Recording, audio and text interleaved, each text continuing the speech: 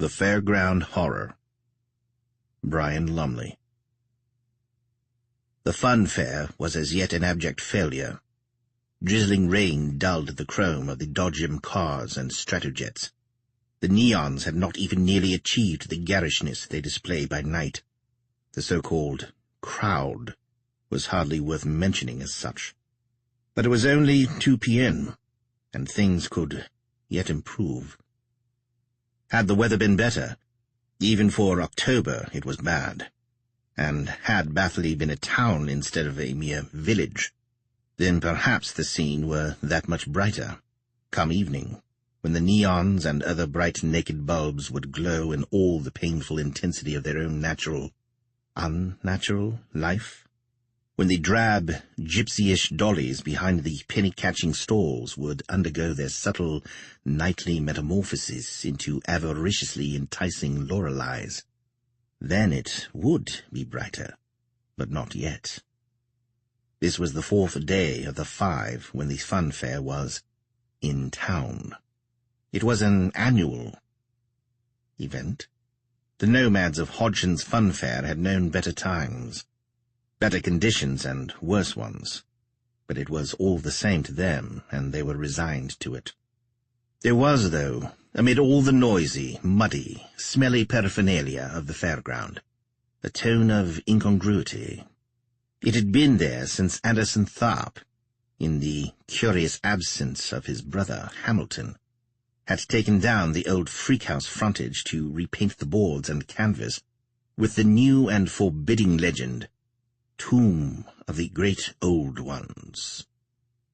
Looking up at the painted gouts of blood that formed the garish legend arching over a yawning, scaly, dragon-jawed entranceway, Hyram Henley frowned behind his tiny spectacles in more than casual curiosity, in something perhaps approaching concern. His lips silently formed the ominous words of that legend, as if he spoke them to himself in awe, and then he thrust his black-gloved hands deeper into the pockets of his fine, expensively tailored overcoat, and tucked his neck down more firmly into its collar. Hyram Henley had recognized something in the name of the place, something which might ring subconscious warning bells in even the most mundane minds, and the recognition caused an involuntary shudder to hurry up his back. "The great old ones," he said to himself yet again, and his whisper held a note of terrible fascination. Research into just such cycles of myth and aeon-lost legend, while ostensibly he had been studying Hittite antiquities in the Middle East and Turkey, had cost Henley his position as professor of archaeology and ethnology at Melton University. Cthulhu, Yibstl, Yog-Sothoth, Sumenus, the great old ones. Again, an expression of awe flitted across his bespectacled face. To be confronted with a monument such as this, and in such a place. And yet the ex-professor was not too surprised. He had been alerted to the contents of Anderson Tharp's queer establishment, and therefore the fact that the owner had named it thus was hardly a matter of any lasting astonishment. Nevertheless, Henley knew that there were people who would have considered the naming of the fairground erection, to say nothing of the presence of its aforehinted contents, blasphemous. Fortunately, such persons were few and far between. The cult of Cthulhu was still known only to a minority of serious authorities, to a few obscure occult investigators, and a scattered handful of esoteric groups. But Hyram Henley looked back to certain days of yore when he had blatantly used the university's money to go in search of just such items of awesome antiquity as now allegedly hid behind the demon-adorned ramparts of the edifice before him. The fact of the matter was that Henley had heard how this tomb of the great old ones, held within its monster-daubed board and canvas walls, relics of an age already many millions of years dead and gone, when Babylon was but a sketch in the mind's eye of architect Thothnes III. Figures and fragments, hieroglyphed tablets and strangely scrawled papyri, weird greenstone sculptings and rotting, worm-eaten tomes. Henley had reason to believe that many of these things, if not all of them, existed behind the facade of Anderson Tharp's horror house. There would also be, of course, the usual nonconformities peculiar to such establishments. The two-headed fetus in its bottle of preservative, the five-legged puppy similarly suspended, the fake mummy in its red and green-daubed wrappings, the great fruit vampire bats, hanging shutter-eyed and motionless in their warm wire cages beyond the reach of giggly, shuddering women and morbidly fascinated men and boys. But Hyram Henley was not interested in any of these.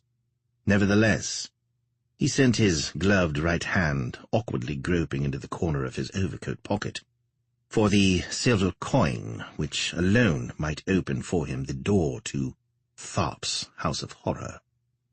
Hyram Henley was a slight, middle-aged man, his thin figure draped smotheringly in the heavy overcoat, his balding head and tiny specks through which his watery eyes constantly peered, his gloved hands almost lost in huge pockets, his trousers seeming to hang from beneath the hem of his overcoat and partly, not wholly, covering the black patent leather shoes upon his feet.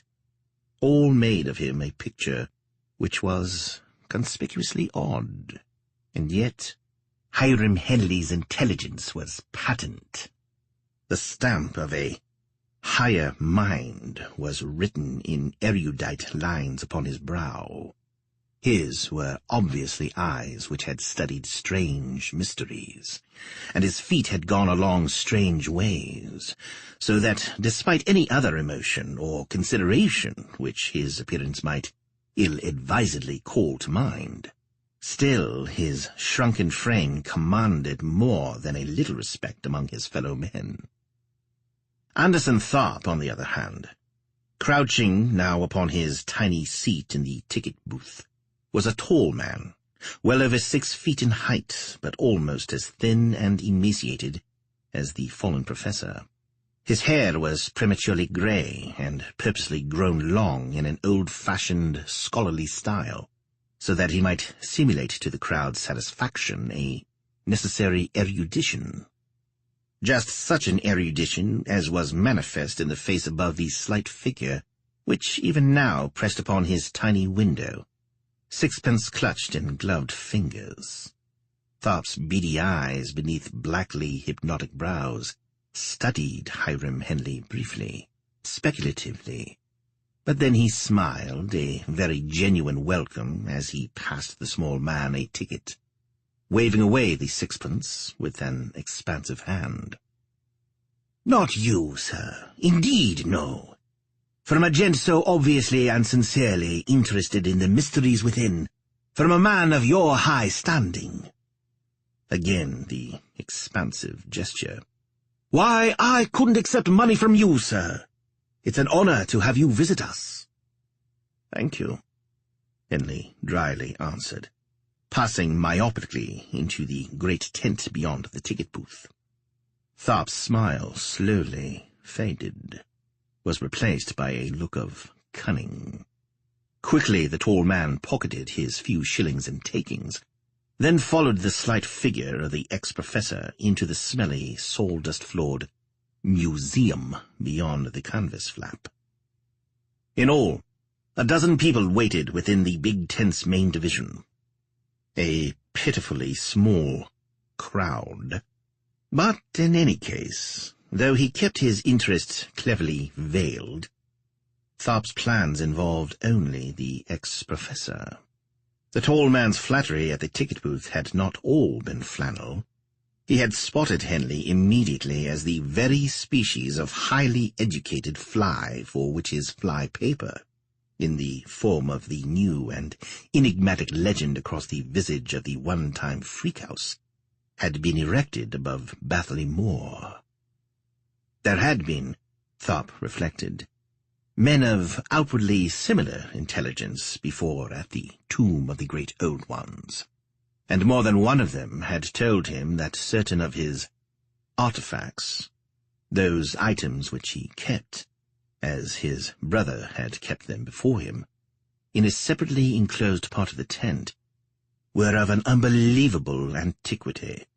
Indeed, one man had been so affected by the very sight of such ancientness that he had run from Tharp's collection in stark terror, and he had never returned.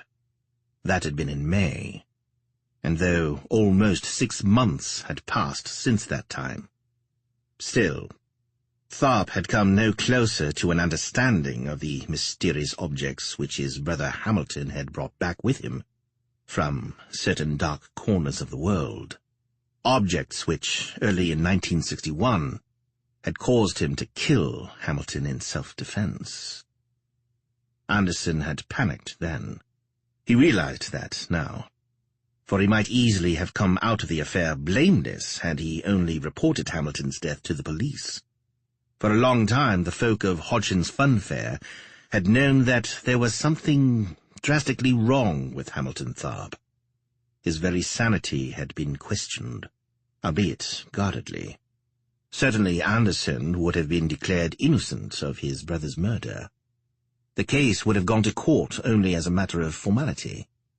But he had panicked, and of course there had been complications.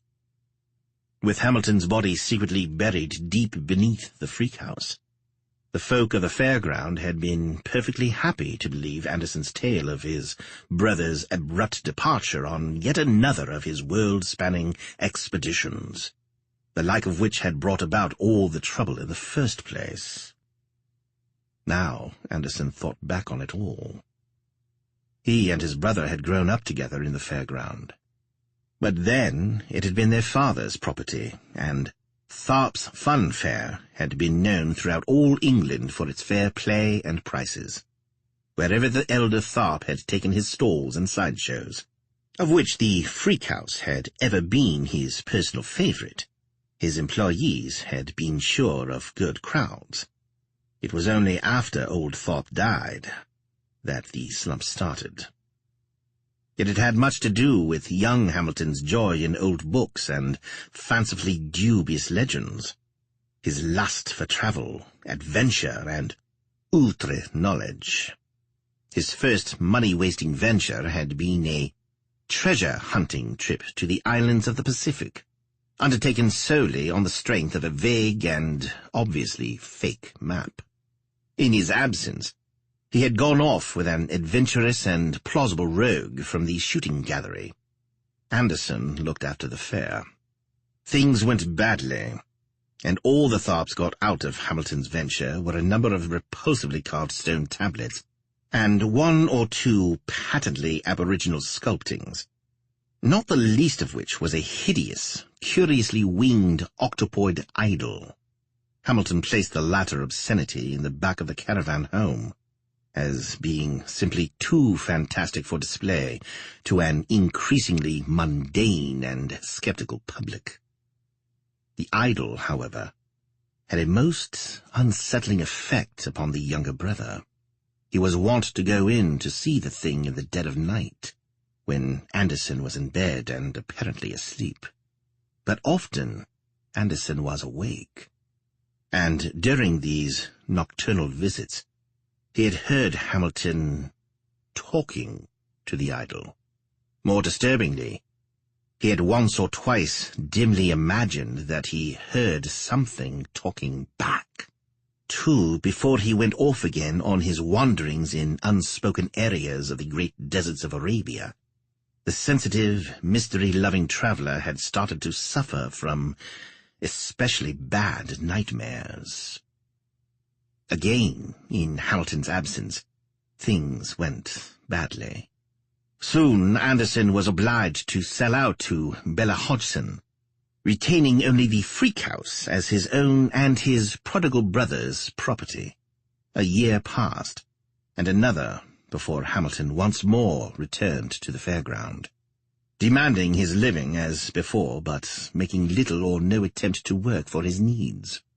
There was no arguing, however, for the formerly sensitive younger brother was a changed, indeed a saturnine man now, so that soon Anderson came to be a little afraid of him. And quite apart from the less obvious alterations in Hamilton, other changes were much more apparent. Changes in habit, even in appearance. The most striking was the fact that now the younger Tharp constantly wore a shaggy black toupee, as if to disguise his partial premature baldness, which all of the Funfair's residents knew about anyway, and which had never caused him the least embarrassment before.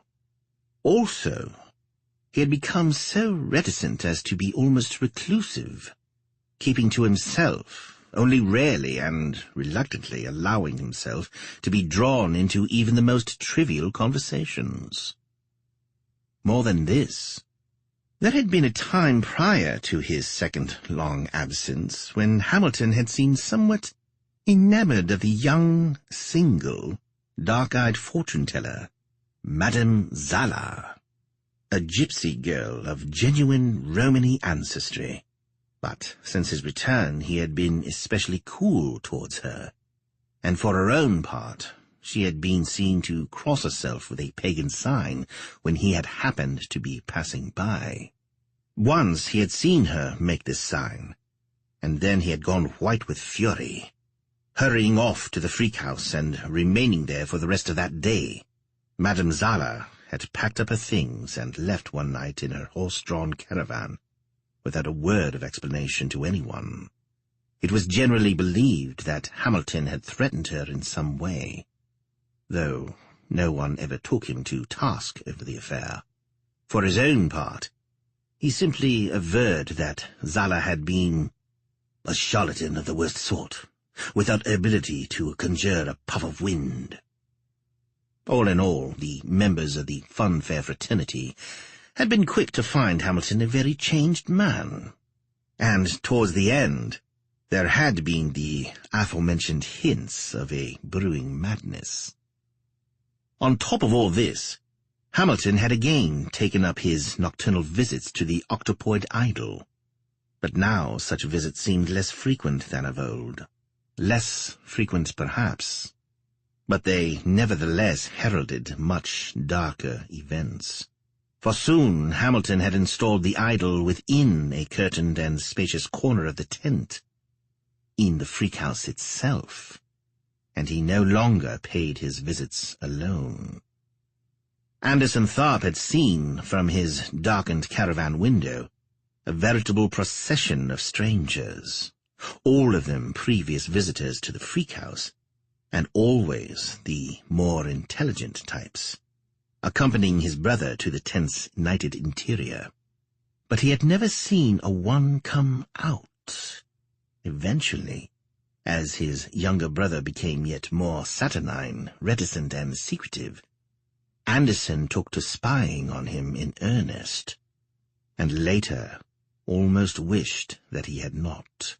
In the months between, however, Hamilton had made certain alterations to the interior of the freak house, partitioning fully a third of its area to enclose the collection of rare and obscure curiosities garnered upon his travels.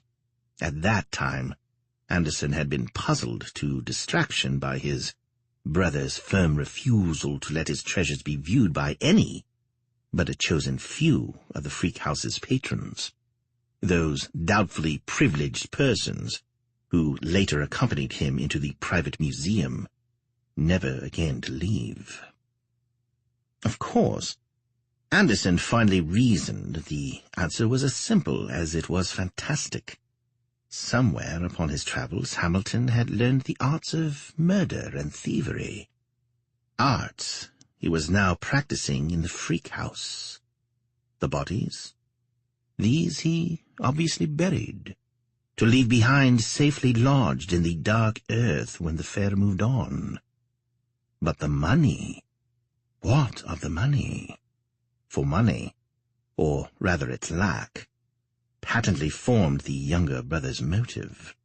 Could he be storing his booty away, against the day when he would go off on yet another of his foolish trips to foreign places? Beside himself that he had not been cut in on the profits of Hamilton's dark machinations, Anderson determined to have it out with him, to catch him, as it were, red-handed. And yet it was not until early in the spring of 1961 that Anderson finally managed to overhear a conversation between his brother and an obviously well-to-do visitor to the freak house. Hamilton had singled out this patently intelligent gentleman for attention, inviting him back to the caravan during a break in business. Anderson, knowing most of the modus operandi by now and aware of the turn events must take, positioned himself outside the caravan where he could eavesdrop. He did not catch the complete conversation, and yet sufficient to make him aware at last of Hamilton's expert and apparently unique knowledge in esoteric mysteries. For the first time he heard uttered the mad words Cthulhu and Yeb-Tzil, Tsatagua and Yog-Sothoth, Shudi-Me'el and Nyarlathotep, discovering that these were names of monstrous gods from the dawn of time. He heard mention of Leng and Yib, Minna, Ib and Sarnath, Rilye and Red Litten Yoth, and knew now that these were cities and lands ancient even in antiquity. He heard descriptions and names given to manuscripts, books and tablets, and here he started in recognition, for he knew that some of these aeon-old writings existed amid Hamilton's treasures in the freak house, and among others he heard the strangely chilling titles of such works as the Necronomicon, the Cathaat Aquadingen, the Pnakotic manuscripts, and the Relayan texts. This then formed the substance of Hamilton's magnetism, his amazing erudition in matters of myth and time-lost lore. When he perceived that the two were about to make an exit from the caravan, Anderson quickly hid himself away behind a nearby stall to continue his observations. He saw the flushed face of Hamilton's new confidant, his excited gestures, and at a whispered suggestion from the pale-faced brother, he finally saw that gentle man nodding eagerly, wide-eyed in awed agreement. And after the visitor had gone, Anderson saw the look that flitted briefly across his brother's features, a look that hinted of awful triumph, nameless emotion, and, yes, purest evil. But it was something about the face of the departed visitor, that rounded gentleman of obvious substance but doubtful future, which caused Anderson the greatest concern. He had finally recognized that face from elsewhere, and at his first opportunity he sneaked a glance through some of the archaeological and anthropological journals which his brother now spent so much time reading. It was as he had thought. Hamilton's prey was none other than an eminent explorer and archaeologist, one whose name, Stainton Gamber, might even be higher in the lists of famous adventurers and discoverers but for a passion for wild-goose expeditions and safaris. Then he grew even more worried, for plainly his brother could not go on forever depleting the countryside of eminent persons without being discovered. That afternoon passed slowly for Anderson Tharp, and when night came, he went early to his bed in the caravan. He was up again, however, as soon as he heard his brother stirring and the hushed whispers that led off in the direction of the freak house. It was as he had known it would be, when for a moment pale moonlight showed him a glimpse of Hamilton with Stainton Gamber. Quickly he followed the two to the looming canvas tent, and in through the dragon-jawed entranceway, but he paused at the door flap to the partitioned area to listen and observe. There came the scratch of a match and its bright, sudden flare, and then a candle flickered into life. At this point, the whispering recommenced, and Anderson drew back a pace as the candle began to move about the interior of Hamilton's museum. He could hear the hushed conversations quite clearly, could feel the tremulous excitement in the voice of the florid explorer. "But these are fantastic! I've believed for years now that such relics must exist. Indeed, I've often brought my reputation close to ruin for such beliefs, and now, young man, you'll be world famous. Do you realize what you have here? Proof positive that the cult of Cthulhu did exist. What monstrous worship! What hideous rites! Where did you find these things? I must know. And this idol, which you say is believed to invoke the spirit of the living Cthulhu himself. Who holds such beliefs? I know, of course, that Wendy Smith—" "Ha!" Hamilton's rasping voice cut in. "You can keep all your Wendy Smiths and Gordon Walmsleys. They only scraped the surface. I've gone inside and outside. Explorers, dreamers, mystics, mere dabblers. Why, they'd die, all of them, if they knew what I've seen, if they went where I've been. And none of them have ever dreamed what I know." "But why keep it hidden? Why don't you open this place up? Show the world what you've got here, what you've achieved. Publish, man, publish! Why, together—" "Together." Hamilton's voice was darker, trembling as he suddenly snuffed the candle out. "Together. Proof that the cult of Cthulhu did exist. Show it to the world. Publish." His chuckle was obscene in the dark, and Anderson heard the visitor's sharp intake of breath. "The world's not ready, Gamber, and the stars are not right. What you would like to do, like many before you, is alert the world to their one-time presence, the days of their sovereignty, which might in turn lead to the discovery that they are here even now. Indeed, Wendy Smith was right, too right. And where is Wendy Smith now? No. They aren't interested in mere dabblers, except that such are dangerous to them, and must be removed. Ja, will ye? You are no true dreamer, Gamber, no believer. You're not worthy of membership in the great priesthood. You're dangerous. Proof? I'll give you proof. Listen and watch."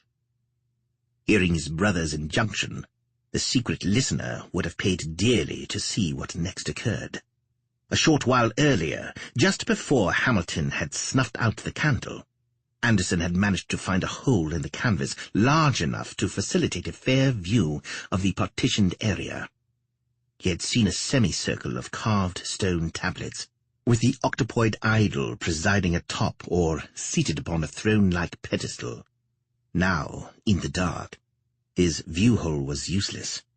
He could still listen, however, and now Hamilton's voice came strange and vibrant, though still controlled in volume, in a chant or invocation of terrible cadence and rhythmic disorder. These were not words the younger Tharp uttered, but unintelligible sounds, a morbidly insane agglutination of verbal improbabilities which ought never to have issued from a human throat at all.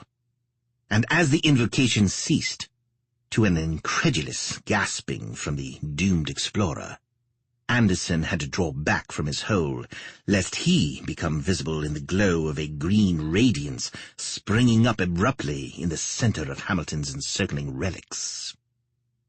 The green glow grew brighter filling the hidden museum and spilling emerald beams from several small holes in the canvas. This was no normal light, for the beams were quite alien to anything Anderson had ever seen before. The very light seemed to writhe and contort in a slow and loathsomely languid dance.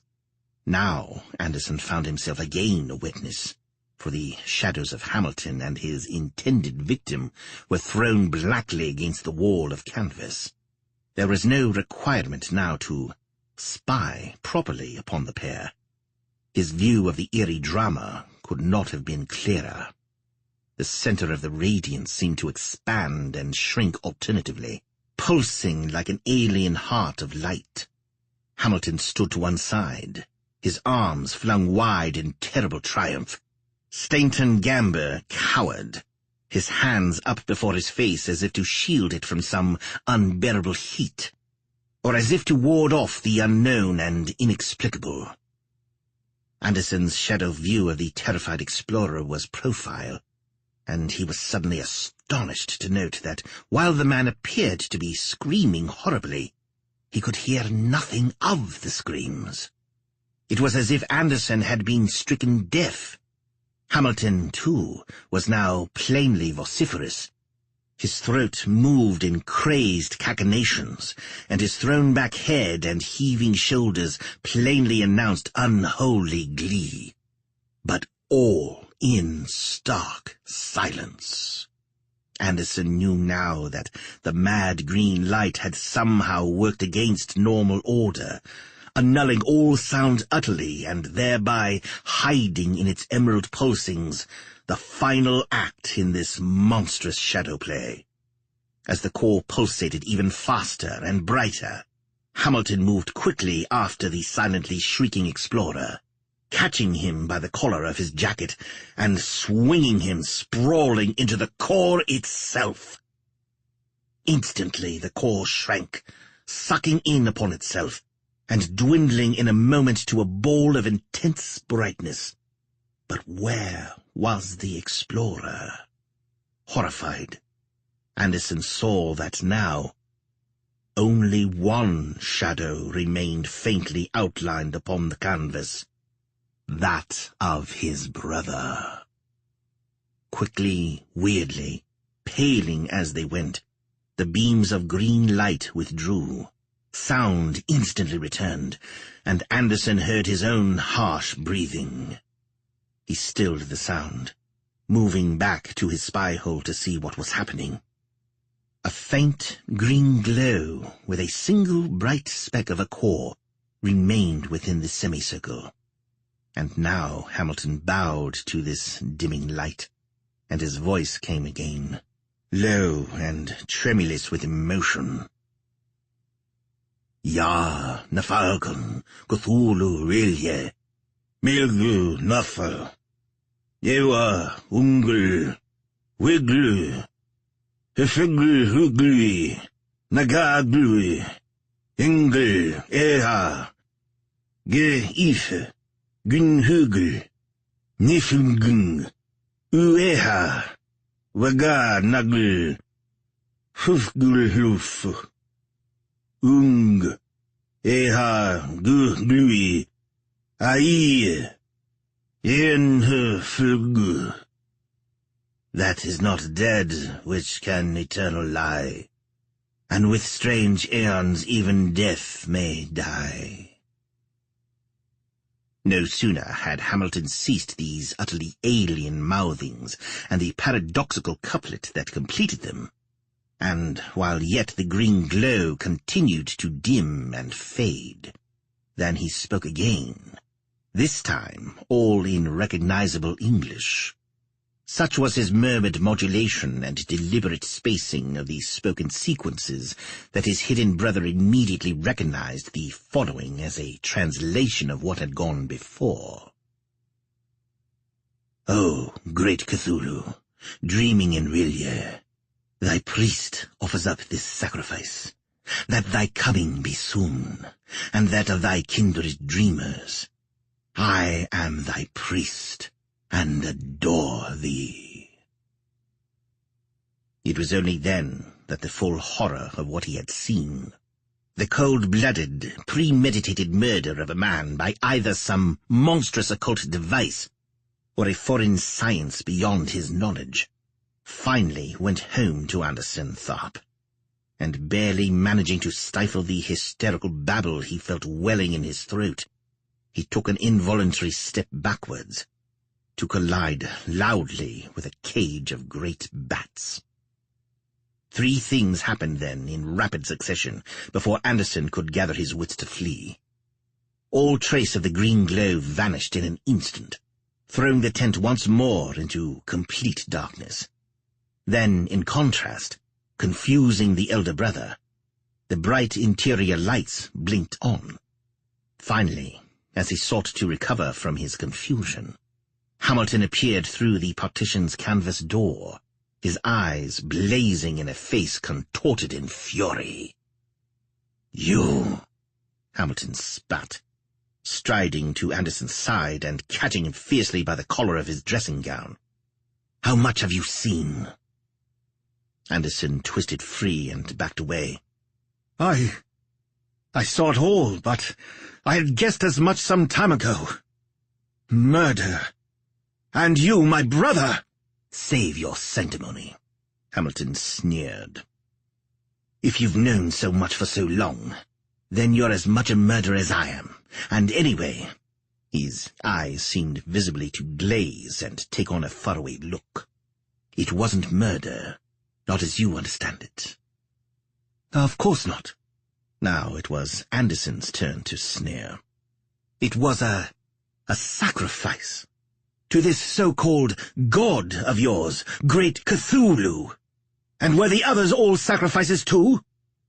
"All of them," Hamilton answered with a nod, automatically as in a trance.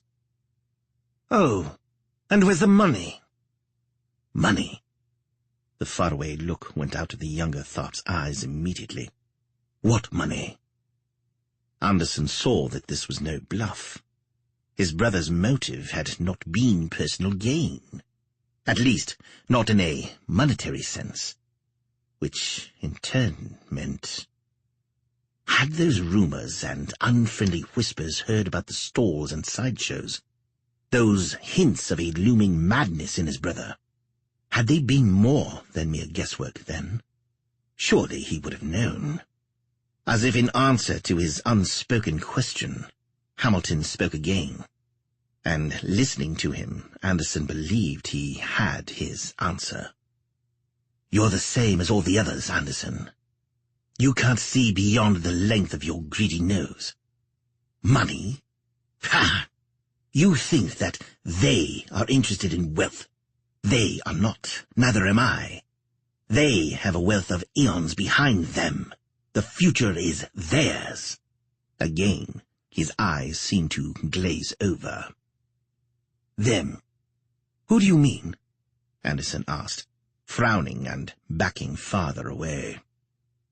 "Cthulhu and the others. Cthulhu and the Deep Ones, and their brothers, and kin forever dreaming in the vast vaults beneath. Ya, Relie, Cthulhu, Fatarkn." "You're quite mad." "You think so?" Hamilton quickly followed after him, pushing his face uncomfortably close. "I'm mad, am I? Well, perhaps. But I'll tell you something. When you and the others like you are reduced to mere cattle, before the earth is cleared off of life as you know it, a trusted handful of priests will guard the herds for them. And I shall be a priest among priests, appointed to the service of great Cthulhu himself." His eyes burned feverishly. Now Anderson was certain of his brother's madness, but even so he could see a way to profit from it. "Hamilton," he said after a moment's thought, "worship whatever gods you like and aspire to whatever priesthood. But don't you see we have to live? There could be good money in this for both of us. If only—" "No," Hamilton hissed. "To worship Cthulhu is enough. Indeed, it is all. That in there," he jerked his head, indicating the enclosed area behind him, is his temple.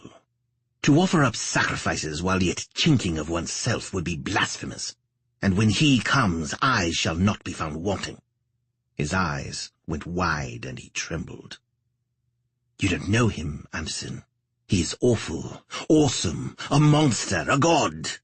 He is sunken now, drowned and dead in deep Rillier. But his death is a sleeping death, and he will awaken. When the stars are right, we chosen ones will answer the call of Cthulhu, and Rillier will rise up again to astound a reeling universe. Why, even the Gorgons were his priestesses in the old world. And you talk to me of money." Again he sneered. But now his madness had a firm grip on him, and the sneer soon turned to a crafty smile. "And you're helpless to do anything, Anderson. For if you breathe a word, I'll swear you were in on it, that you helped me from the start. And as for bodies, why, there are none. They are gone to dreaming Cthulhu, through the light he sends me when I cry out to him in my darkness. So you see, nothing could ever be proved." "Perhaps not. But I don't think it would take much to have you, well, put away," Anderson quietly answered. The barb went straight home. A look of terror crossed Hamilton's face, and, plainly aware of his own mental infirmity, he visibly paled. "Put me away. But you wouldn't.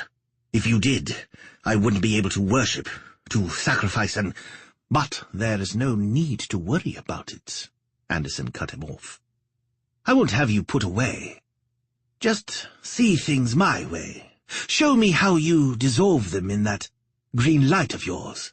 I mean in, dreaming Cthulhu's light.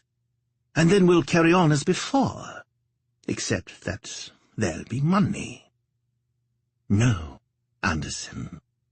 The other refused almost gently. "It can't work like that. You could never believe.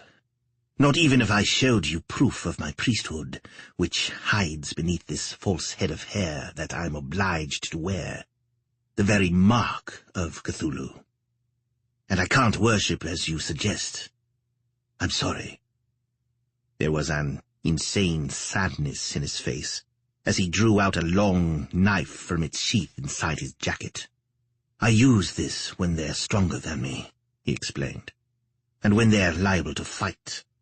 Cthulhu doesn't care for it much because he likes them alive initially and whole, but—" His knife hand flashed up and down.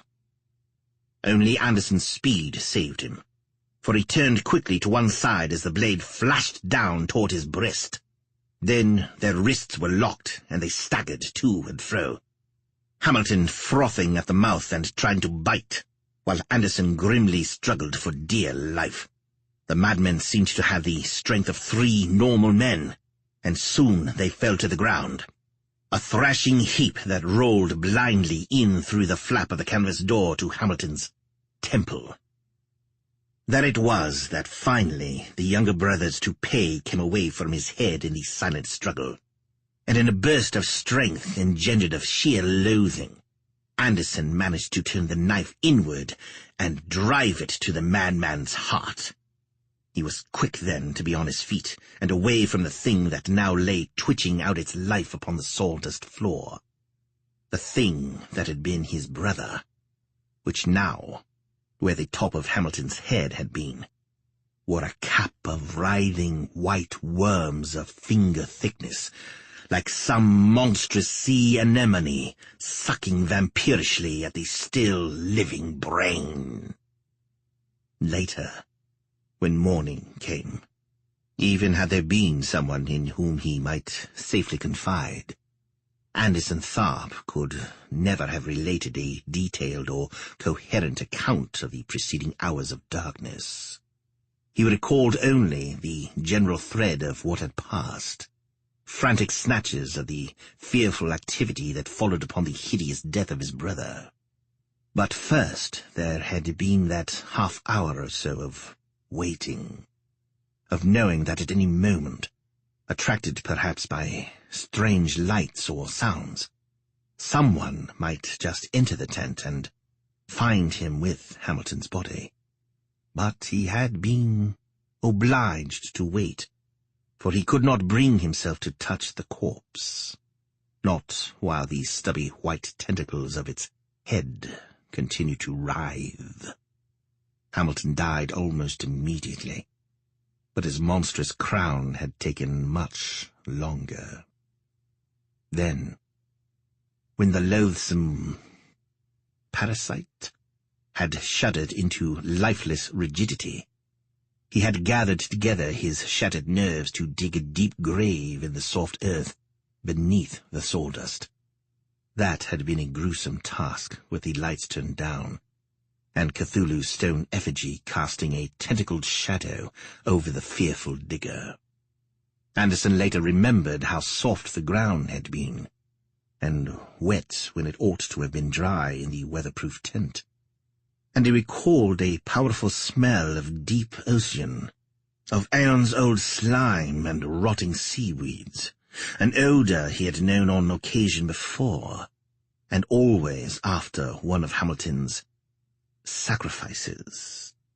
The connection had not impressed itself upon his mind as anything more than mere coincidence before, but now he knew that the smell came with the green light, as did that strange state of soundlessness.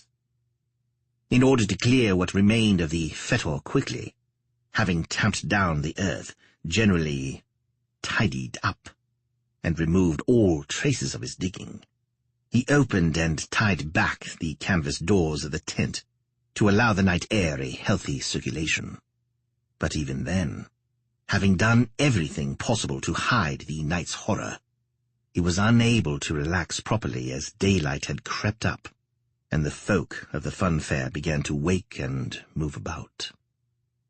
When finally Hodgson's funfair had opened at noon, Anderson had something of a shaky grip on himself, but even so he had found himself drenched in cold sweat at the end of each oratorical session with the crowds at the Freak House. His only moments of relaxation came between shows. The worst time had been when a leather-jacketed teenager peered through the canvas inner door to the partitioned section of the tent, and Anderson had nearly knocked the youth down in his anxiety to steer him away from the place, though no trace remained of what had transpired there. On reflection, it amazed Anderson that his fight with his brother had not attracted someone's attention, and yet it had not. Even the fairground's usually vociferous watchdogs had remained silent.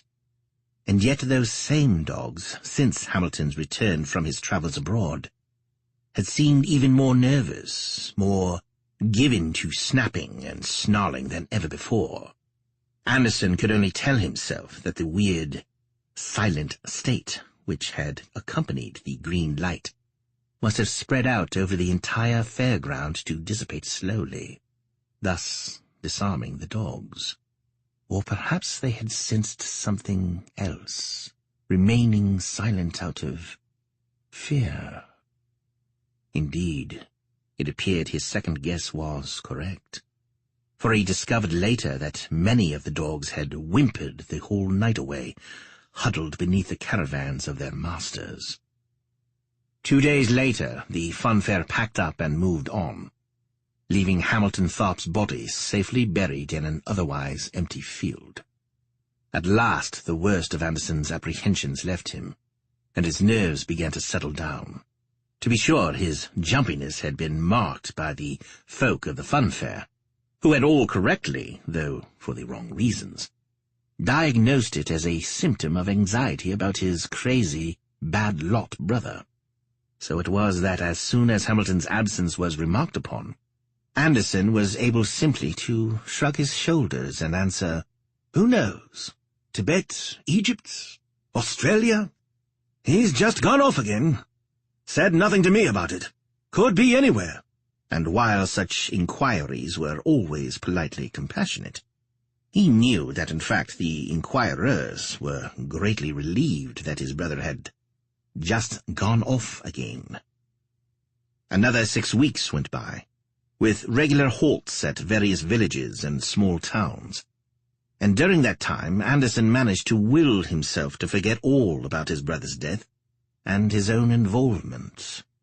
All, that is, except the nature of that parasitic horror which had made itself manifest upon Hamilton's head. That was something he would never forget. The way that awful anemone had wriggled and writhed long after its host was dead. Hamilton had called the thing a symbol of his priesthood. In his own words, the mark of Cthulhu. But in truth, it could only have been some loathsomely malignant and rare form of cancer, or perhaps a kind of worm or fluke like the tapeworm. Anderson always shuddered when he recalled it, for it had looked horribly sentient there atop Hamilton's head, and when one thought about the depth at which it might have been rooted... No. The insidious gropings of that horror within Hamilton's brain simply did not bear thinking about, for that had obviously been the source of his insanity. Anderson in no way considered himself weak to shudder when thoughts as terrible as these came to threaten his now calm and controlled state of mind. And when the bad dreams started, he at once lay the blame at the feet of the same horror. At first the nightmares were vague, shadowy things, with misty vistas of rolling plains and yawning, empty coastlines. There were distant islands with strange pinnacles and oddly angled towers, but so far away that the unknown creatures moving about in those island cities were mere insects to Anderson's dreaming eyes. And for this he was glad. Their shapes seemed in a constant state of flux, and were not pleasant. They were primal shapes, from which the dreamer deduced that he was in a primal land of aeons lost to mankind. He always woke from such visions uneasy in mind and deflated in spirit. But with the passing of the months into summer, the dreams changed, becoming visually sharper, clearer in their insinuations, and actually frightening as opposed to merely disturbing. Their scenes were set, Anderson somehow knew, deep in the dimly lighted bowels of one of the island cities, in a room or vault of fantastic proportions and awe-inspiring angles. Always he kneeled before a vast octopoid idol, except that on occasion it was not an idol but a living, hideously intelligent being. These dreams were ever the worst, when a strange voice spoke to him in words that he was quite unable to understand. He would tremble before the towering horror on its throne-like pedestal, a thing 100 times greater in size than the stone morbidity in the freak house. And, aware that he only dreamed, he would know that it, too, was asleep and dreaming. But its tentacles would twine and twist, and its claws would scrabble at the front of the throne. And then the voice would come. Waking from nightmares such as these, he would know that they were engendered of hellish memory, of the night of the green glow, the deep ocean smell, and the writhing thing in his brother's head. For he would always recall in his first waking moments that the awful alien voice had used sounds similar to those Hamilton had mouthed before the green light came, and after it had taken the florid explorer away.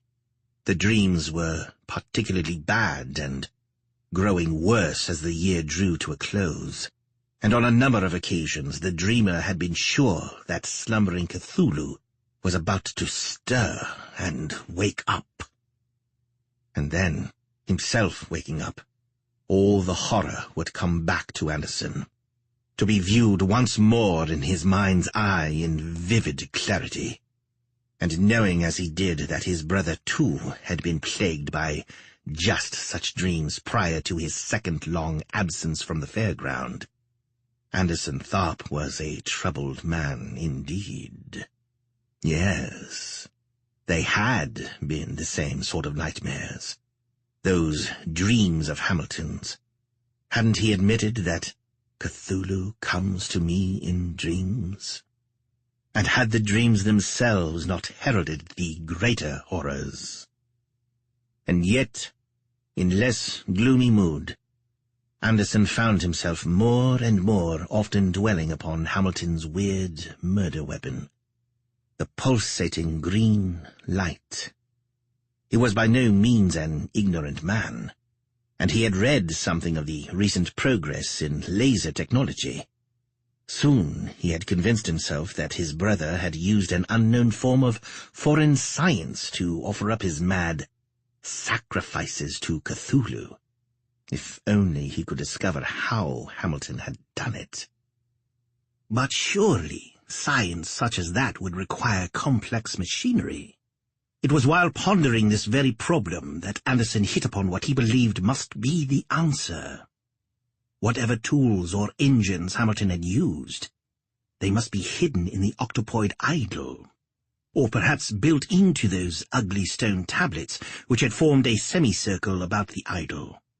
And perhaps, like the electric eye-beams which operated the moving floors and blasts of cool air in the fairgrounds' Noah's Ark, Hamilton's chanted summons had been nothing more than a resonant trigger to set the hidden lasers or whatever to working. The smell of deep ocean and residual dampness must be the natural aftermath of such processes, in the same way that carbon monoxide and dead oil are the waste from petrol engines, and the smell of ozone is attendant to electrical discharges. The tablets, the idol too, still stood where they had stood in the time before the horror. The only change was that now the canvas partition was down, and Hamilton's ancient artifacts were on display with the other paraphernalia of the freak house. But just suppose Anderson were to arrange them exactly as they had been before, and suppose further that he could discover how to use the chanted formula. What then? Would he be able to summon the green light? If so, would he be able to use it as he had tried to convince Hamilton it should be used? Perhaps the answer lay in his dead brother's books. Certainly that collection of ancient tomes, now slowly disintegrating in a cupboard in the caravan, were full of hints of just such things. It was out of curiosity at first that Anderson began to read those books, or at least what he could read of them. Many were not in English, but in Latin or archaic German, and at least one other was in ciphers the like of which Anderson had only ever seen on the stone tablets in the freak house. There were among the volumes such tides as Peary's Notes on the Cathat Aquadingen, and a well-thumbed copy of the same author's Notes on the Necronomicon, while yet another book, hand-written in a shaky script, purported to be the Necronomicon itself, or a translation thereof. But Anderson could not read it, for its characters were formed of an unbelievably antiquated German. Then there was a large envelope full of yellowed loose leaves, and Hamilton had written on the envelope that this was Ibn Shaddadhua's translation of the Mumnath Papyri. Among the more complete and recognizable works were such tides as The Golden Bough and Miss Margaret Murray's The Witch Cult in Western Europe. But by comparison these were light reading. During December and to the end of January, all of Anderson's free time was taken up in studying these works, until finally he became in a limited way something of an authority on the dread Cthulhu cycle of myth. He learned of the elder gods, benign forces or deities that existed in peace and glory near Betelgeuse in the constellation Orion, and of the powers of evil, the great old ones.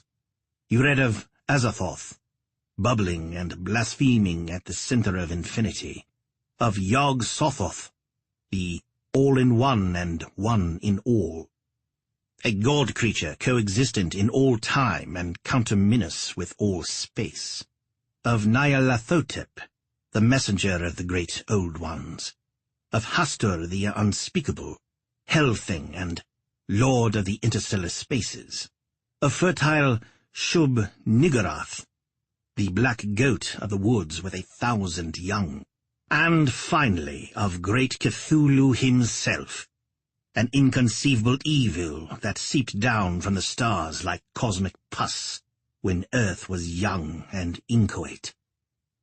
There were 2 lesser gods, and beings more or less obscure or distant from the central theme of the mythos. Among these Anderson read of Dagon and the Deep Ones, of Yeb-Stil and the Gaunts of Night, of the Cho-Cho people and the Migo of Yig, Chagnar-Fagn, Nyogtha, and Tsathog-Gua, of Atlach-Nacha, Loigor, Zar, and Ithaqua, of burrowing Shudemil, flaming Kethugha, the loathsome hounds of Tindalos. He learned how, for practicing abhorrent rites, the great Old Ones were banished to prisoning environs where, ever ready to take possession of the earth again, they live on eternally. Cthulhu, of course, having featured prominently in his brother's madness, now supposedly lying locked in sunken Rillier beneath the waves, waiting for the stars to come right, and for his minions, human and otherwise, to perform those rites which would once more return him as ruler of his former surface dominions, held the greatest interest for Anderson. And the more he read, the more he became aware of the fantastic depth of his subject. But even so, he could hardly bring himself to admit that there was anything of more than passing interest in such mumbo-jumbo. Nevertheless, on the night of the 2nd of February, 1962, he received what should have been a warning, a nightmare of such potency that it did in fact trouble him for weeks afterwards, and particularly when he saw the connection in the date of this visitation. It had been Candlemas, of course, which would have had immediate and special meaning to anyone with even the remotest schooling in the occult. Candlemas and Anderson Tharp had dreamed of basaltic submarine towers of titanic proportions and nightmare angles, and within those basalt walls and sepulchres, he had known that loathly Lord Cthulhu dreamed his own dreams of damnable dominion. This had not been all. He had drifted in his dreams through those walls to visit once more the inner chambers and kneel before the sleeping god. But it had been an unquiet sleep the Old One slept, in which his demon claws scrabbled fitfully and his folded wings twitched and jerked, as if fighting to spread and lift him up through the pressured deeps to the unsuspecting world above. Then, as before, the voice had come to Anderson Tharp, but this time it had spoken in English. "Do you seek?" the voice had asked in awesome tones. "To worship Cthulhu? Do you presume to his priesthood? I can see that you do not, and yet you meddle and seek to discover his secrets. Be warned. It is a great sin against Cthulhu to destroy one of his chosen priests, and yet I see that you have done so. It is a sin, too, to scorn him. But you have done this also, and it is a great not sin in his eyes to seek to use his secrets in any way other than his service. And this, too, you would do. Be warned and live. Live and pray to your weak god that you are destroyed. In the first shock of the great rising, it were not well for you that you live to reap Cthulhu's wrath. The voice had finally receded, but its sepulchral mind echoes had barely faded away when it seemed to the paralyzed dreamer that the face tentacles of slumbering Cthulhu reached out, groping malignantly in his direction, where he kneeled in slime at the base of the massive throne. At that, a distant howling sprang up, growing rapidly louder and closer, and as the face tentacles of the sleeping god had been about to touch him, so Tharp came screaming awake in his sweat-drenched bed to discover that the fairground was in an uproar. All the watchdogs, big and small, chained and roaming free alike, were howling in unison in the middle of that cold night. They seemed to howl at the blindly impassive stars, and their cries were faintly answered from 1,000 similarly agitated canine throats in the nearby town. The next morning, speculation was rife among the showmen as to what had caused the trouble with the dogs, and eventually, on the evidence of certain scraps of fur, they put it down to a stray cat that must have got itself trapped under one of the caravans to be pulled to pieces by a Great Dane. Nevertheless, Anderson wondered at the keen senses and interpretation of the dogs in the local town, that they had so readily taken up the unnatural baying and howling.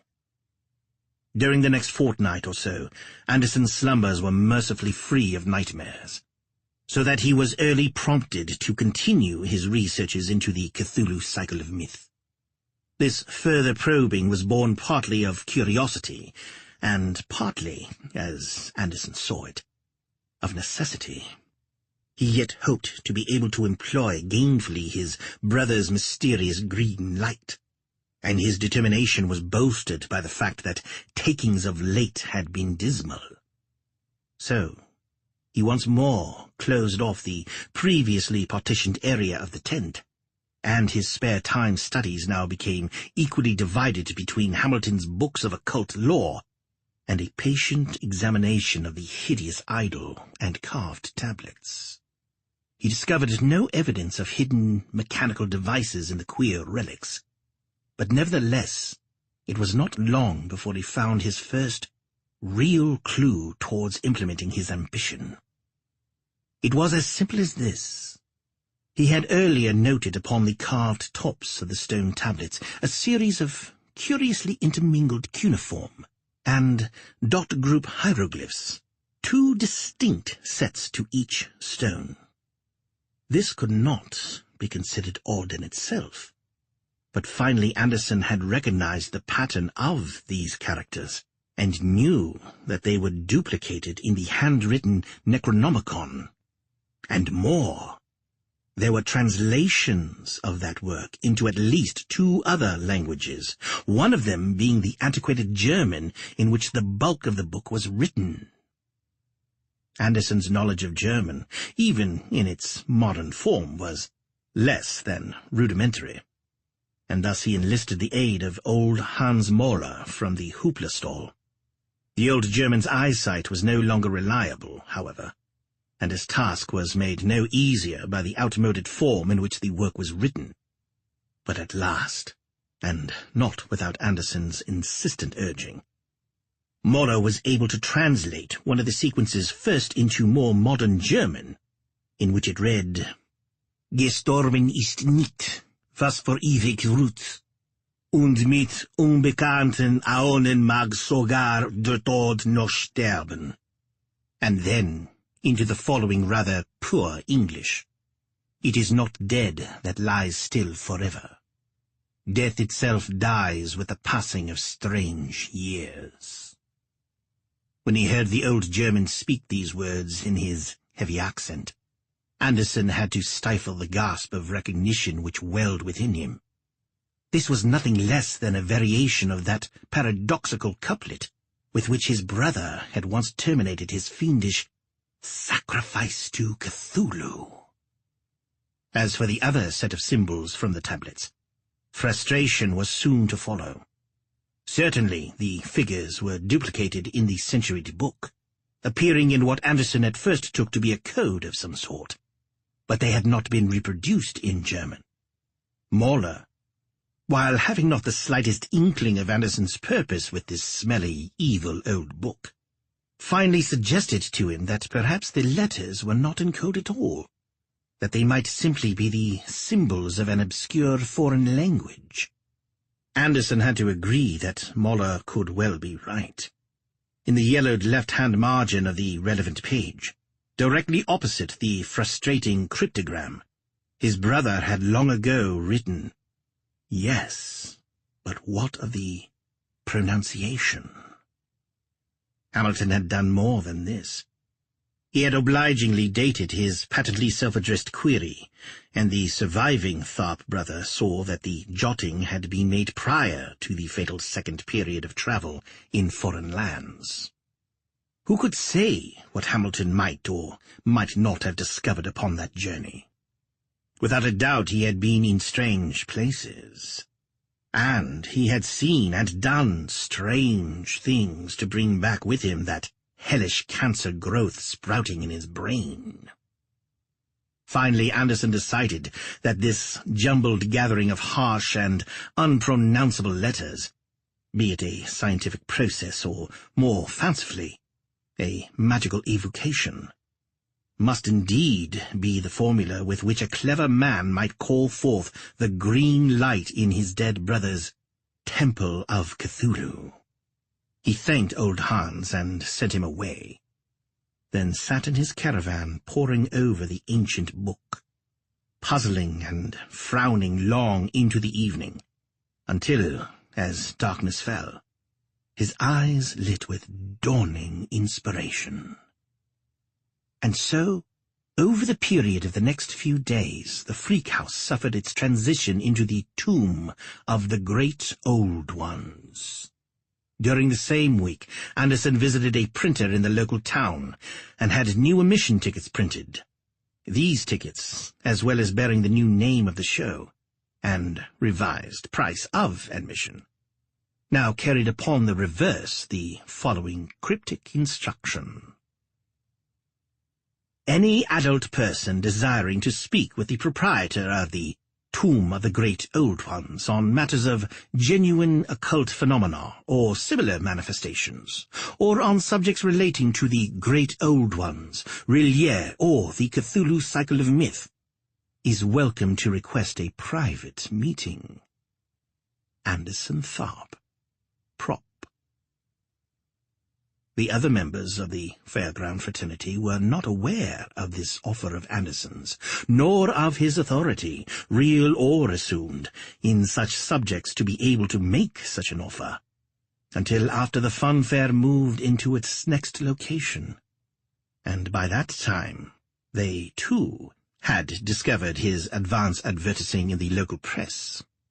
Of course, Bella Hodgson had always looked after advance publicity in the past, but she could hardly be offended by Anderson's personal efforts toward this end. Any good publicity he devised and paid for himself could only go towards attracting better crowds to the benefit of the fun fair in general. And within a very short time, Anderson's plan started to bear fruit. When at last his desire for a higher percentage of rather more erudite persons among his show's clientele began to be realized. His sole purpose, of course, had been to attract just such persons in the hope that perhaps one of them might provide the baffling pronunciation he required. An acoustical translation of the key to call up the terrible green glow. Such authorities must surely exist. His own brother had become one in a comparatively short time, and others had spent whole lifetimes in the concentrated study of these secrets of elder lore. Surely, sooner or later, he would find a man to provide the answer, and then the secrets of the perfect murder weapon would be his. When this happened, then Anderson would test his weapon on the poor unfortunate who handed him the key, and in this way he would be sure that the secret was his alone. From then on, oh, there were many possibilities. Through early and mid-April, Anderson received a number of inquisitive callers at his caravan. Some of them cranks, but at least a handful of genuinely interested and knowledgeable types. Always he pumped them for what they knew of the elder mysteries in connection with the Cthulhu cycle, especially their knowledge in ancient tongues and obscure languages. And twice over he was frustrated just when he thought himself on the right track. On one occasion, after seeing the tablets and idol, an impressed visitor presented him with a copy of Walmsley's Notes on Deciphering Codes, Cryptograms, and Ancient Inscriptions, but to no avail. The work itself was too deep for him. Then, towards the end of April, in response to Anderson's continuous probing, a visitor to his establishment grudgingly gave him the address of a so-called occult investigator, one Titus Crow, who just might be interested in his problem.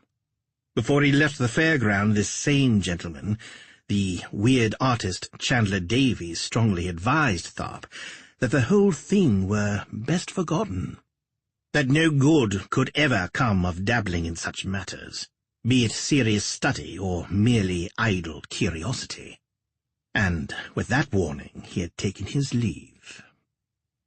Ignoring the artist's positive dread of his line of research, that same afternoon Anderson wrote to Titus Crow at his London address, enclosing with his letter a copy of the symbols and a request for information concerning them, possibly a translation, or, even better, a workable pronunciation. Impatiently, then, he watched the post for an answer, and early in May was disappointed to receive a brief note from Crow advising him, as had Davies, to give up his interest in these matters and let such dangerous subjects alone. There was no explanation, no invitation regarding further correspondence. Crow had not even bothered to return the cryptic paragraph so painstakingly copied from the Necronomicon. That night, as if to substantiate the double warning, Anderson once more dreamed of sunken Rillieux, and again he kneeled before slumbering Cthulhu's throne, to hear the alien voice echoing awesomely in his mind. The horror on the throne seemed more mobile in its sleep than ever before, and the voice in the dream was more insistent, more menacing. You have been warned, and yet you meddle. While the great rising draws ever closer, and Cthulhu's shadow looms, still you choose to search out his secrets for your own use. This night there will be a sign. Ignore it at your peril, lest Cthulhu bestir himself up to visit you personally in dreams, as he has aforetime visited others. The following morning, Anderson rose haggard and pale to learn of yet more trouble with the fairground's dogs, duplicating in detail that Candlemas frenzy of 3 months earlier. The coincidence was such as to cause him more than a moment's concern, and especially after reading the morning's newspapers. What was it that the voice in his dream had said of a sign? A warning which he should only ignore at his peril. Well, there had been a sign. Many of them. For the night had been filled with a veritable plethora of weird and inexplicable occurrences. Strange stirrings among the more dangerous inmates of lunatic asylums all over the country. Macabre suicides by previously normal people. A magma of madness climaxed, so far as Anderson Tharp was concerned, by second-page headlines in 2 of the national newspapers to the effect that Chandler Davies had been put away in Woodholm Sanatorium. The columns went on to tell how Davies had painted a monstrous Gaharne landscape, which his outraged and terrified mistress had at once set fire to, thus bringing about in him an insane rage from which he had not recovered. More. A few days later came the news via the same papers that Davies was dead. If Anderson Tharp had been in any way a sensitive person, and his evil ambition less of an obsession, had his perceptions not been dulled by a lifetime of living close to the anomalies of the erstwhile freak house, then perhaps he might have recognized the presence of a horror such as few men have ever known. Unlike his brother, however, Anderson was coarse-grained and not especially imaginative. All the portents and evidences, the hints and symptoms, and accumulating warnings were cast aside within a few short days of his nightmare and its accompanying manifestations, when yet again he turned to his studies in the hope that soon the secret of the green light would be his. From then on, the months passed slowly, while the crowds at the tomb of the great old ones became smaller still, despite all Anderson's efforts to the contrary. His frustration grew in direct proportion to his dwindling assets, and while his continued advance advertising and the invitation on the reverse of his admission tickets still drew the occasional crank occultist or curious devotee of the macabre to his caravan, not one of them was able to further his knowledge of the Cthulhu cycle or satisfy his growing obsession with regard to that enigmatic and cryptical key from the handwritten Necronomicon. Twice, as the seasons waxed and waned, he approached old Hans about further translations from the ancient book, even offering to pay for the old German services in this respect. But Hans simply was not interested. He was too old to become a dolmetscher, he said, and his eyes were giving him trouble. He already had enough money for his simple needs, and anyway, he did not like the look of the book. What the old man did not say was that he had seen things in those yellowed pages, on that one occasion when already he had looked into the rotting volume, which simply did not bear translation. And so again, Anderson's plans met with frustration. In mid-October, the now thoroughly disgruntled and morose proprietor of the Tomb of the Great Old Ones looked to a different approach. Patently, no matter how hard he personally studied Hamilton's books, he was not himself qualified to puzzle out and piece together the required information. There were those, however, who had spent a lifetime in such studies, and if he could not attract such as these to the fairground, why, then he must simply send the problem to them.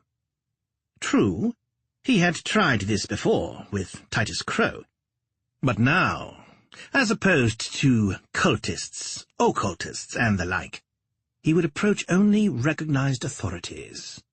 He spent the following day or two tracking down the address of Professor Gordon Walmsley of Goole, a world-renowned expert in the science of ciphers, whose book, Notes on Deciphering Codes, Cryptograms, and Ancient Inscriptions, had now been in his possession for almost 7 months.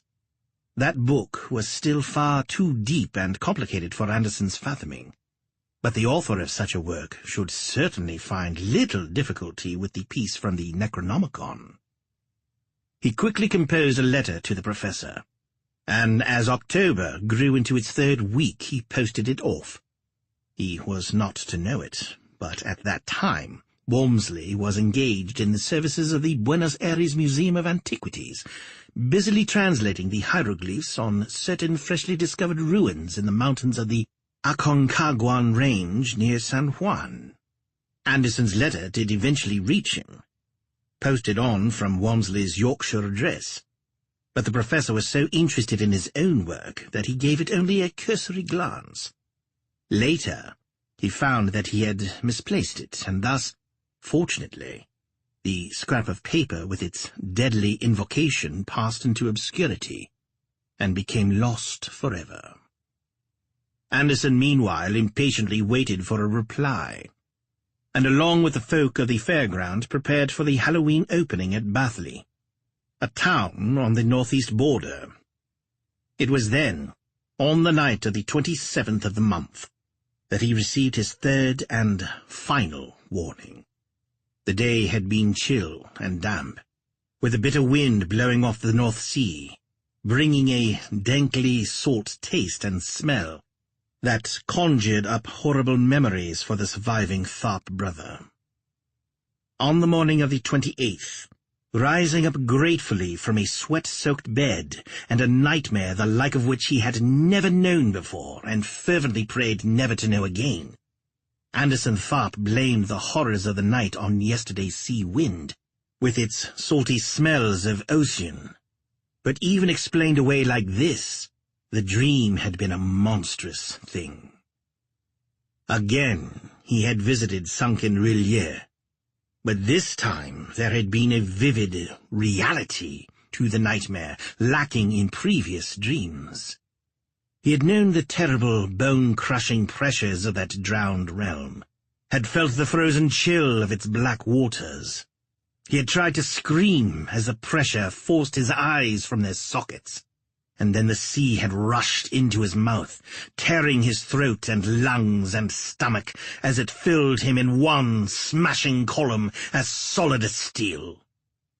And though the horror had lasted only a second, still he had known that there, in the ponderous depths, his disintegration had taken place before the throne of the Lord of Rillier, the great Old One, who seeped down from the stars at the dawn of time.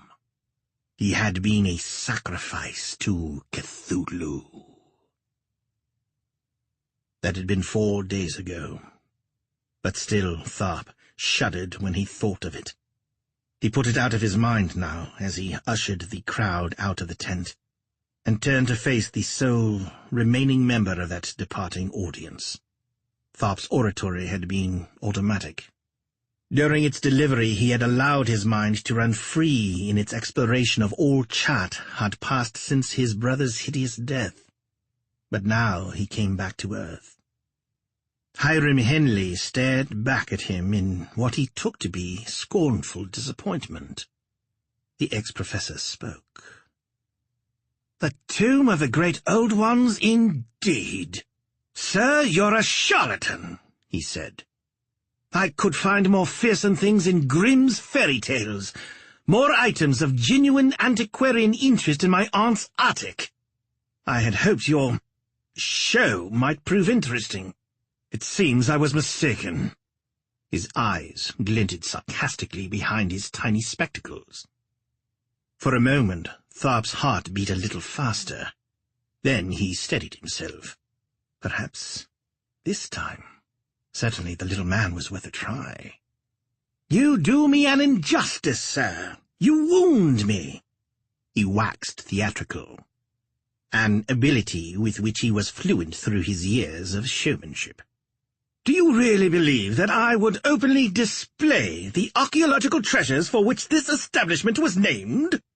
I should put them out for the common herd to ogle, when not 1 in 10,000 could even recognize them, let alone appreciate them. Wait!"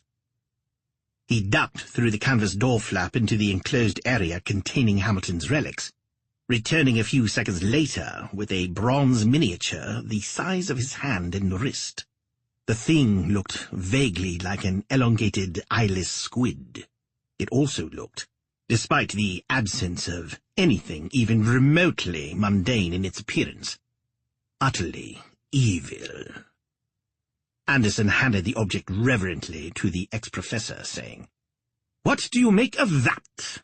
Having chosen the thing at random from the anomalies in his dead brother's collection, he hoped it really was of genuine antiquarian interest. His choice had been a wise one. Henley peered at the miniature, and slowly his expression changed. He examined the thing minutely, then said, "It is the burrower beneath Shudemel, or one of his brood. A very good likeness, and ancient beyond words. Made of bronze, yet quite obviously it predates the Bronze Age." His voice was suddenly soft. "Where did you get it?" "You are interested, then?" Tharp smiled, incapable of either admitting or denying the statements of the other.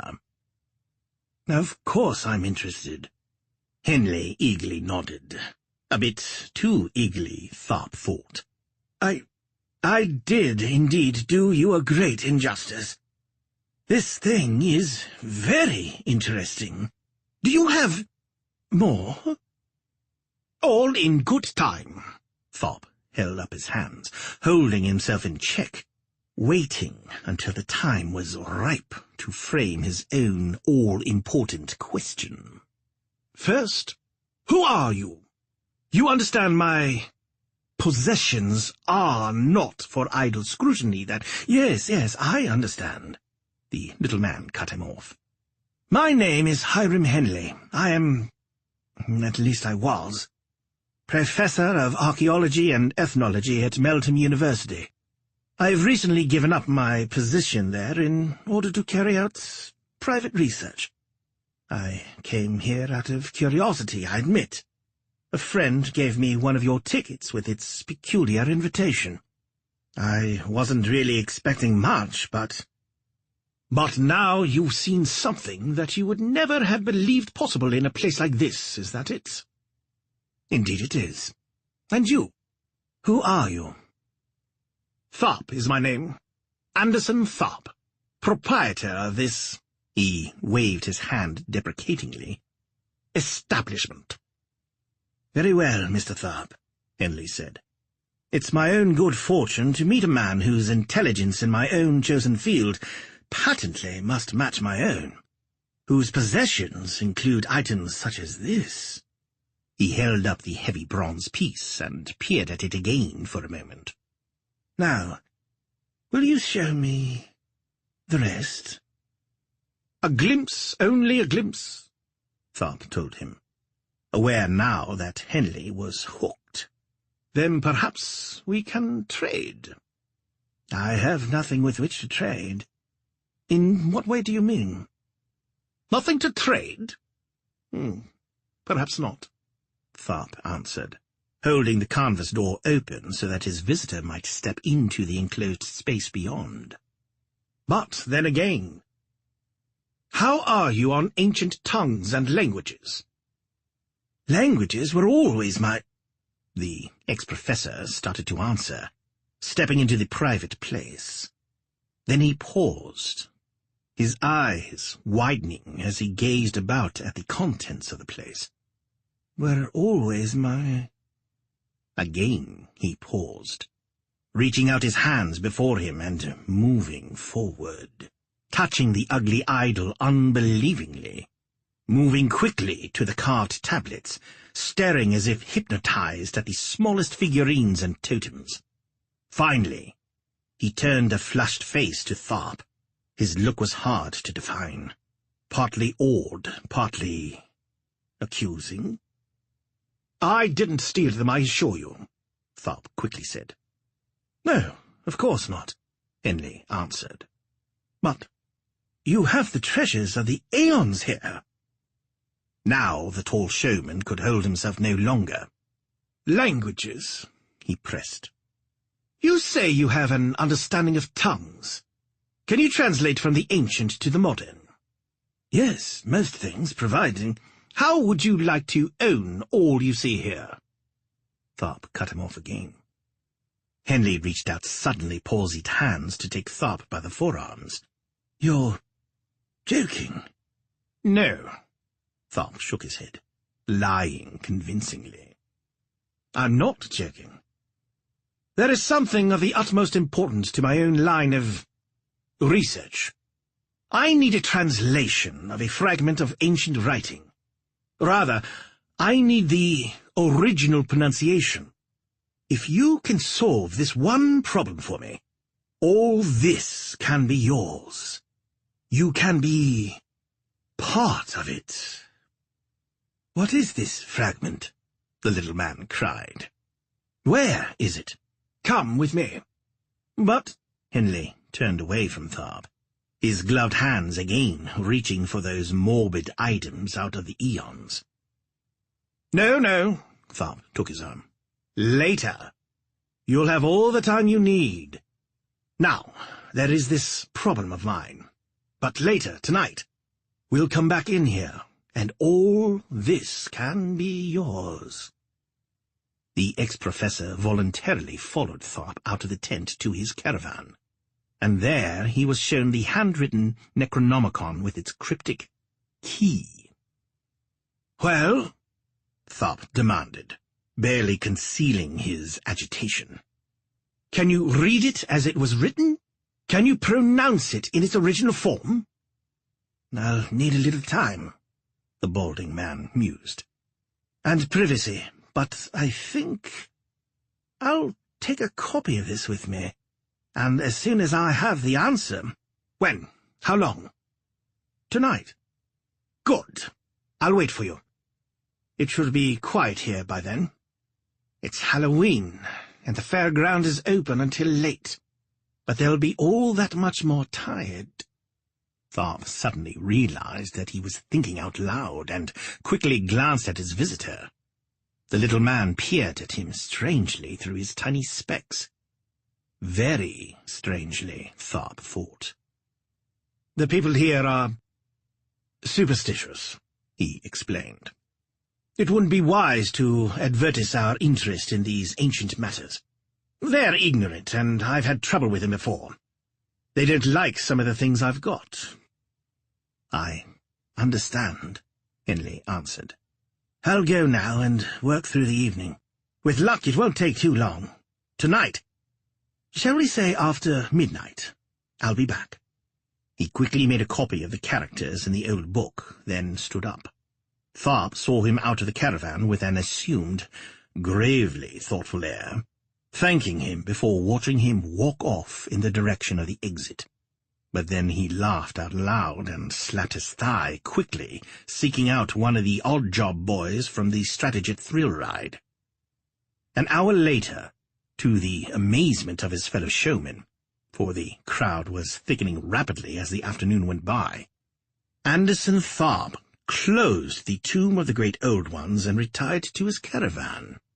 He wanted to practice himself in the operation of the tape recorder, which he had paid the odd-jobber to buy for him in Bathley. This final phase of his plan was simple, necessarily so, for of course he in no way intended to honor his bargain with Henley. He did intend to have the little man read out his pronunciation of the key, and to record that pronunciation in perfect fidelity. But from then on— If the pronunciation were imperfect, then of course the bargain would be unfulfilled, and the ex-professor would escape with his life and nothing more. But if the invocation worked, why then the professor simply could not be allowed to walk away and talk about what he had seen. No. It would be necessary for him to disappear into the green light. Hamilton would have called it a sacrifice to Cthulhu. And yet there had been something about the little man that disturbed Anderson. Something about his peering eyes, and his eagerness to fall in with the plans of the gaunt showman.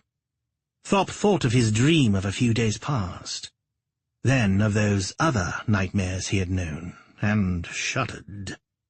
And again he pondered the possibility that there had been more than met the eye in his mad brother's assertions. But what odds? Science or sorcery, it made no difference. The end result would be the same. He rubbed his hands in anticipation. Things were at last looking up for Anderson Tharp. At midnight the crowd began to thin out.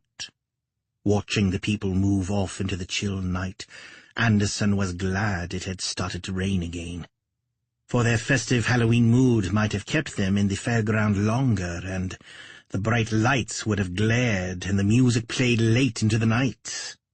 Only an hour later all was quiet, with only the sporadic patter of rain on machines and tents and painted roofs to disturb the night. The last wetly gleaming light had blinked out, and the weary folk of the fairground were in their beds. That was when Anderson heard the furtive rapping at his caravan door, and he was agreeably surprised that the ever-watchful dogs had not heralded his night visitor's arrival. Possibly it was too early for them yet to distinguish between comers and goers. As soon as he was inside, Henley saw the question written on Tharp's face. He nodded in answer. Yes, I have it. It appears to be a summons of some sort, a cry to vast and immeasurably ancient powers. Wait, I'll read it for you. No, not here. Tharp silenced him before he could commence. I have a tape recorder in the tent. Without a word, the little man followed Tharp through the dark and into the private enclosure containing those centuried relics which so plainly fascinated him. There, Tharp illumined the inner tent with a single dim light bulb. Then, switching on his tape recorder, he told the ex-professor that he was now ready to hear the invocation. And yet now Henley paused, turning to face Tharp and gravely peering at him from where he stood by the horrible octopoid idol. "Are you sure?" the little man asked. "Are you sure you want me to do this?" His voice was dry, calm. "Eh?" Anderson questioned nervously, terrible suspicions suddenly forming in his mind. "Of course I'm sure. And what do you mean, do this? Do what?" Henley shook his head sadly. "Your brother was foolish not to see that you would cause trouble sooner or later." Tharp's eyes opened wide and his jaw fell slack. "Police!" he finally croaked. "You're from the police!" "No such thing," the little man calmly answered. "I am what I told you I was, and something more than that. And to prove it—" The sounds Henley uttered then formed an exact and fluent duplication of those Tharp had heard once before, and shocked as he was that this frail outsider knew far too much about his affairs. Still, Tharp thrilled as the inhuman echoes died, and there formed in the semicircle of grim tablets an expanding, glowing greenness that sent out writhing beams of ghostly luminescence. Quickly the tall man gathered his wits. Policeman or none, Hyram Henley had to be done away with. This had been the plan in any case, once the little man, whoever he was, had done his work and was no longer required. And he had done his work well. The invocation was recorded. Anderson could call up the destroying green light any time he so desired. Perhaps Henry had been a former colleague of Hamilton's, and somehow he had come to learn of the younger Tharp's demise. Or was he only guessing? Still, it made no difference now. Henley had turned his back on Anderson, lifting up his arms to the hideous idol greenly illumined in the light of the pulsating witch-fire.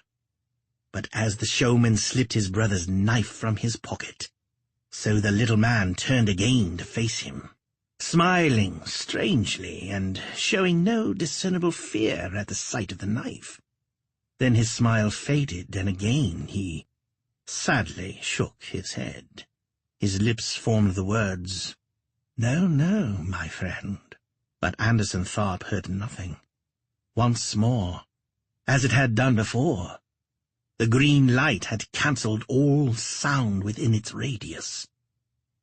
Suddenly Tharp was very much afraid, but still he knew what he must do. Despite the fact that the inner tent was far more chill even than the time of the year warranted, sweat glistened greenly on Anderson's brow as he moved forward in a threatening crouch, the knife raised and reflecting emerald shafts of evilly writhing light.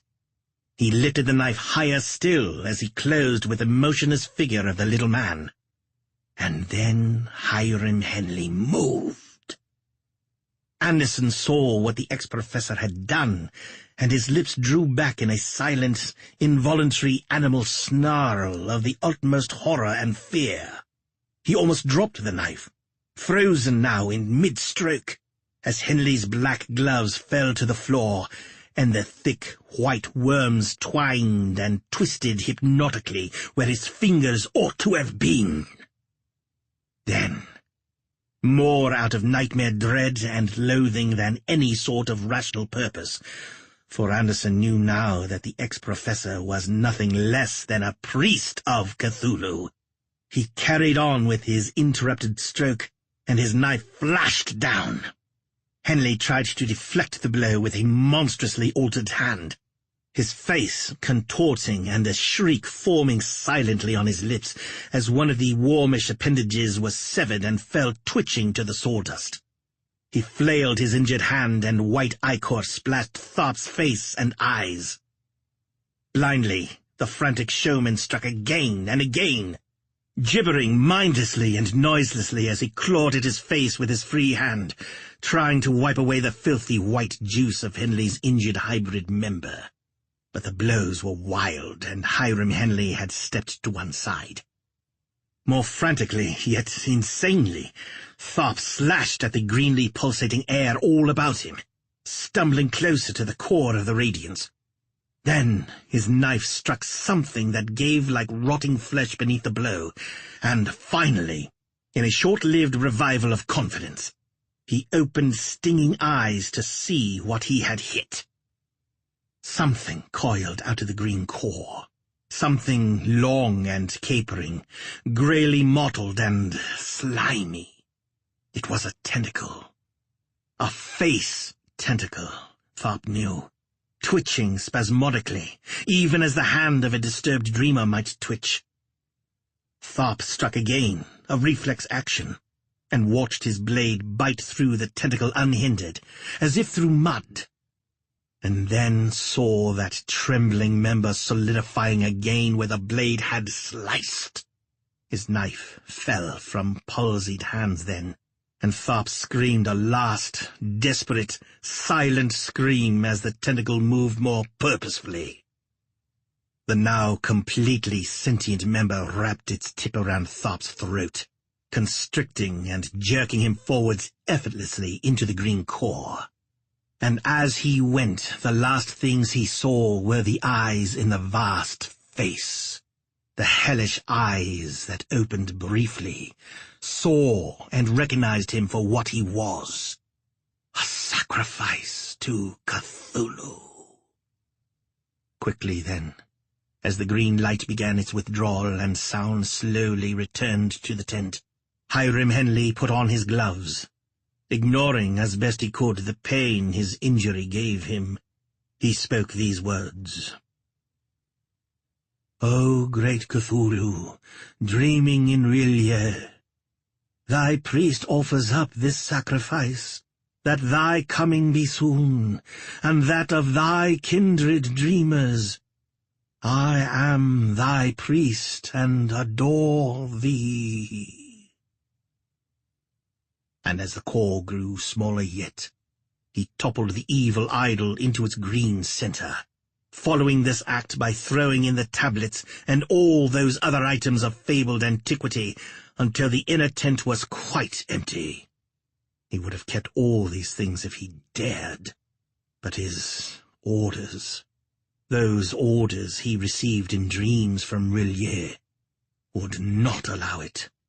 When a priest had been found to replace Hamilton Tharp, then great Cthulhu would find a way to return those rudimentary pillars of his temple. Finally, Henley switched off the single dim light and watched the green core as it shrank to a tiny point of intense brightness before winking out. Only the smell of deep ocean remained, and a damp circle in the dark where the sawdust floor was queerly marked and slimy.